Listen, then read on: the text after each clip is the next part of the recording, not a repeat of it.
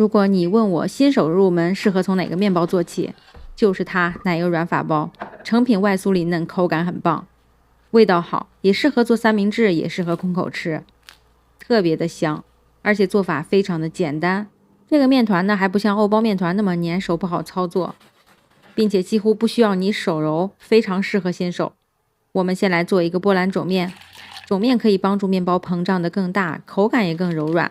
水融化酵母后加入高筋粉，把它们混合均匀就行了。肿面不需要过度搅拌，看不见干粉就可以。在室温下发酵大约3小时左右。波兰肿面发到最高点，有点回落了就是发好了。我们来揉煮面团，把除了黄油的其他食材先混合。因为这个面团含糖量少，那么烤出来的面包呢也不容易上色，所以我加了一点麦芽糖。麦芽糖可以帮助面包上色并提升口味。如果你没有麦芽糖，就用普通的糖代替就可以了。波兰肿面也都加进来。这个时候波兰肿面已经发的都是气孔了。液体先融化了糖、酵母，再把波兰肿面在水里搅散。肿面完全搅散以后呢，再倒入高筋粉和盐。开始比较粘手，用刮把辅助，把这个面团揉到没有干粉的状态。再加入融化的黄油。这个时候会不会有人问，你为什么不用软化的黄油而用融化的黄油呢？首先，这个软法包的食材很简单，没有什么多余的材料，比如说鸡蛋呀，或者是牛奶呀，并且今天我不想去揉搓面团，也不想去摔打面团，就想用特别简单的方法去把它们混匀就行了。黄油加进来，完全混合，包保鲜膜放在室温下，只需要5分钟啊。通过5分钟静置，你拉开这个面团，就能发现拉伸起来特别的有韧性，比刚才有韧性多了，甚至可以拉出薄膜了。给它翻折一下啊，面团围绕四周翻折一圈以后，给它拿出来。刚翻折了一圈的这个面团稍微有点紧张了，我们把它取出来，在外边一边拉伸，再折叠2次。现在它的表面呢就越来越光滑了，向下收，把光滑面留出来，收圆以后，保鲜膜盖着，放在室温下继续松弛5分钟。又过了5分钟，面团就又变得比较松弛的时候，接着给它拉伸，折叠，再拉，再折。拉长折叠2次以后，你看现在第3次就没有那么好拉长了，缓缓的给它拉伸开，再折叠1次，接着把光滑面向下收。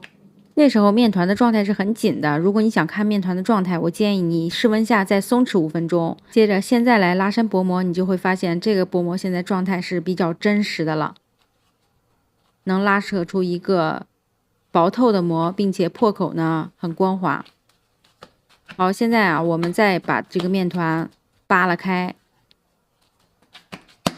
折成三角形来滚圆，还是把光滑面朝上，面团往下收，收好就可以来发酵了啊！现在这个面团已经非常光滑了。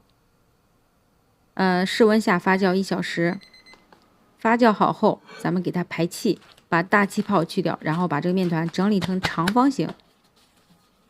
长方形比较好分割，我们给它分割成12份。每个面团呢都要给它保留出一个非常光滑的表面。然后这个表面呢，始终就是这个面包的表面，我们就要给它区别开。面包是有正反面的啊，然后现在把它反面朝上3折成一个长条，这是一个预整形，把所有的面团都预整形成这个形状。在下一步操作的时候，面包就会越来越接近一致了。取一个面团，用手指点按面团，延展开来，比擀开会更好，稍微留一点气体在里边，这样面包的组织更蓬松，更接近欧包。从上到下紧紧的卷起来，卷成纺锤形，卷好把底部捏紧，手掌中间鼓起，向两头倾斜，搓出中间鼓两头窄的形状，放在室温下发酵。发酵到2倍大，我一共发酵了41分钟。接着呢，给它撒干粉，撒完干粉用手稍微抹一下，然后割包，中间来一刀就行了。你可以在这个口子里挤上一条黄油，不挤也行啊，黄油可以让这个刀口变得特别的好看。然后我用的是双层烤的模式，大概210度烤了20分钟。家用烤箱双层烤的话，你可以选择中间倒一下烤盘，让它上色更均匀。